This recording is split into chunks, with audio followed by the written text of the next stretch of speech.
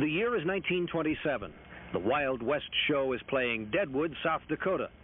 Like today's rodeos, you have your share of steer wrestling, bucking, broncos, and bulls to ride. But there's one major difference. Women are competing for the prize money alongside the men. And a young girl named Tad Lucas is starting to make a name for herself.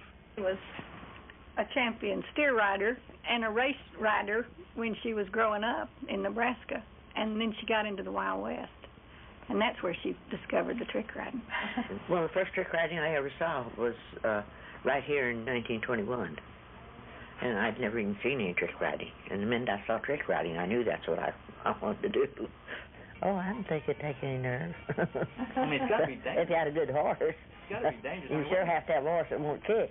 Shoulder stand is up in front of your saddle. And then you go around the horse's neck.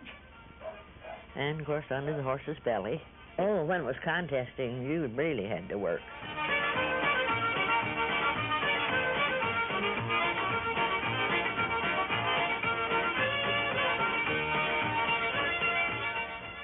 Her trick riding won Tad Lucas more championship trophies than any other cowgirl in the history of professional rodeo.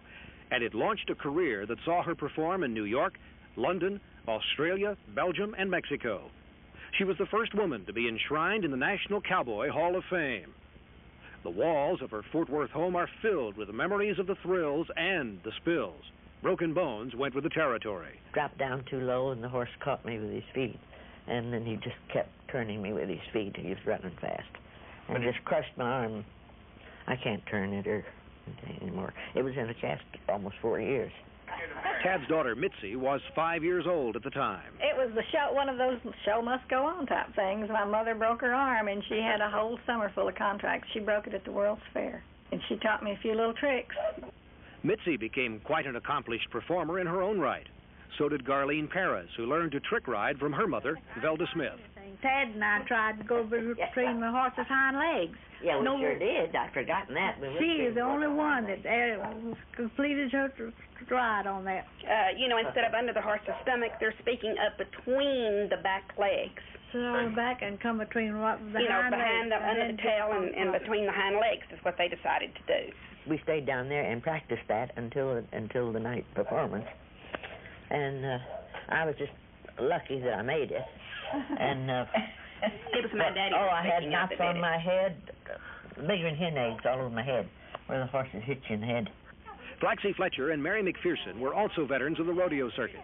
The cowgirls loved to reminisce about the old days at Fort Worth's Northside Coliseum and the all-night train rides, eating, drinking, and playing penny ante poker with the men. Today, it's quite a different story. With the exception of barrel racing, the big rodeo prize money is now limited to the men.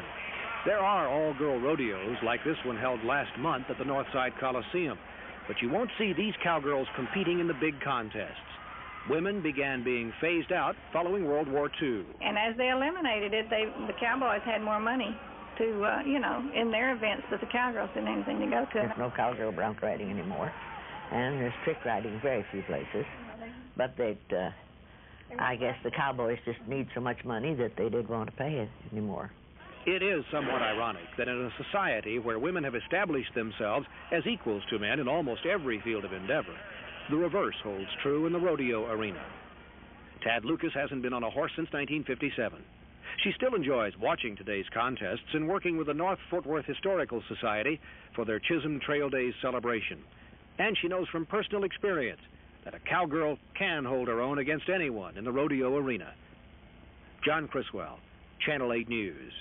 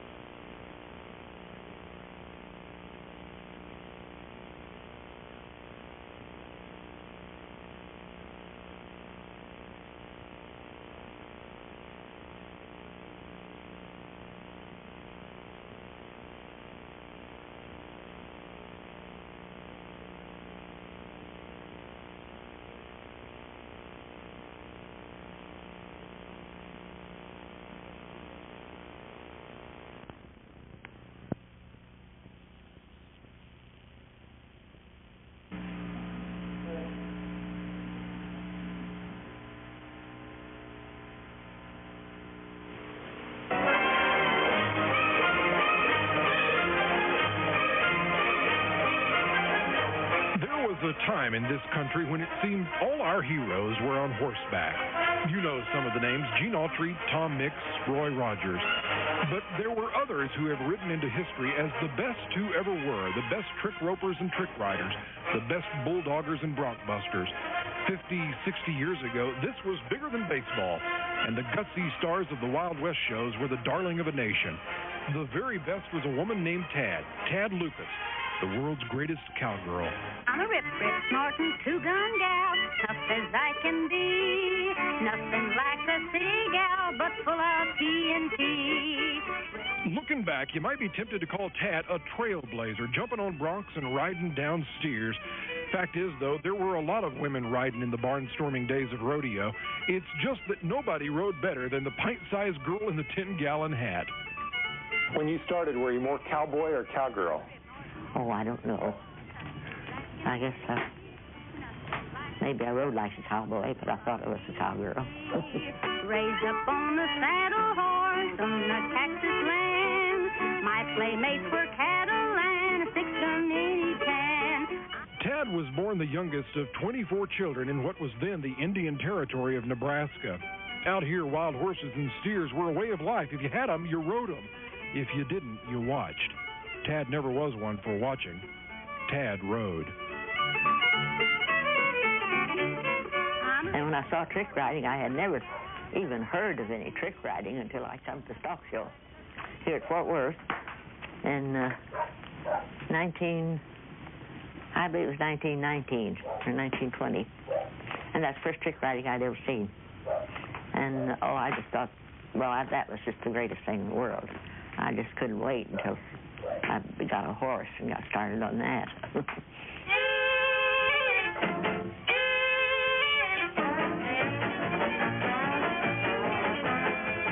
They say some people are just made to do some things. Tad Lucas was made to ride. Standing up, sitting down, frontwards, backwards, sideways, any way she could do it. If a trick looked like it would kill her, then that was the trick to do. It sounds dangerous. Well, it was dangerous unless you had an awful good horse. You better have a horse that you know won't kick. It would have been dangerous. It says here in this book called The Cowgirls, among the most difficult tricks was the back drag devised by Tad Lucas, during which the rider hooked her feet into straps on the horse's rump and hung head down over the flying horse's hooves. You did that? Oh, that was my trick, but it wasn't a difficult trick. It really wasn't. There was a good many people who done it afterwards. But it was a good trick. It was good to look at, but it wasn't really difficult. You ever have any accidents, any close calls? Oh, I had some terrible accidents. Yes, I had a fall. See, I don't even remember what year it was now. It shattered my arm. How did it happen? I was going underneath the horse, which I'd been doing for 8 years, and never thought of being hurt. But I fell right underneath him, and his feet caught me. He was running his best, and his feet caught me and just kept me rolling, and just broke my arm all to pieces. But you got back on and kept going. Oh yes, as soon as my arm healed. It took a little time. Mother broke her arm. So, in the old show business terms, the show must go on.